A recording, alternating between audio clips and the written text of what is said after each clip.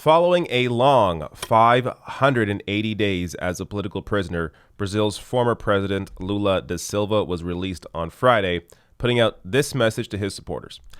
I would like to thank you all for your solidarity from the bottom of my heart and tell you that I am free to help liberate Brazil from the insanity that is happening in our country, he said. We need to take care of education, employment, salaries, culture, and happiness. Young people don't live if they don't feel pleasure and motivation for life. And this is what we have to offer you. So he's leaving prison ready, just like any strong leader, to fight for the people. Leaving prison, not thinking about himself, but thinking about everybody else around him. Now, in case you don't know, I mean, this story is deep. It would take me an entire video just to cover exactly what happened in this case. But essentially, Lula was thrown in prison on trumped-up corruption charges designed essentially to silence him during the last election that he was poised to win if he was allowed to run, that eventually was won by far-right leader Jair Bolsonaro. Now, the reason why this happened is because Lula is incredibly popular. So in 2010, when he left office, he left with an 83% approval rating. Now, globally, this is unheard of, but there's good reason why he was so popular. During his time in office, some 30 million people moved out of poverty. While the country's business leaders feared his leftist rhetoric before he was elected, he soon won their enthusiastic support, extending low-cost government credit and liberalizing banking. He presided over a flourishing economy as Brazil grew on surging commodity prices.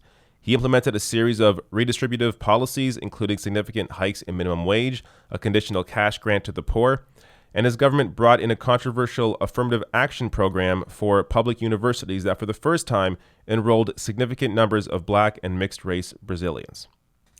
So he was an incredible leader and just a wonderful man overall. And now luckily Brazil has him back to potentially run again in the future. Now, if you have someone like this who on a global scale is known for his incredible achievements as leader of Brazil and his dedication to the people, you have someone like this support a candidate for president in the US, you should pay attention. So before I get to that endorsement, let me first show you what Bernie Sanders tweeted out when Lula was released. As president, Lula has done more than anyone to lower poverty in Brazil and to stand up for workers. I am delighted that he has been released from jail, something that should never have happened in the first place. Now, as far as I've seen, Bernie's the only 2020 candidate to even acknowledge Lula's existence, let alone understand the importance of his release. So following this tweet, Lula replied to Bernie with this: "Thank you for your solidarity. You have always been my candidate for the U.S. presidency, and I hope Democrats have the wisdom to nominate a candidate with your worldview. I hope American workers will make you U.S. president."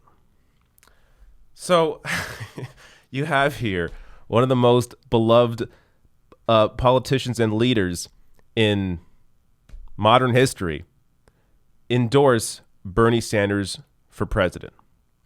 This is a big deal.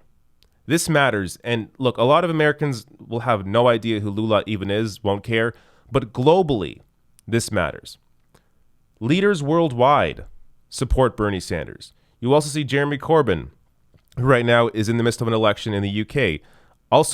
He also acknowledged Lula's release, and in the past has also talked about Bernie Sanders and has basically given him credit for leading a mass movement in the West.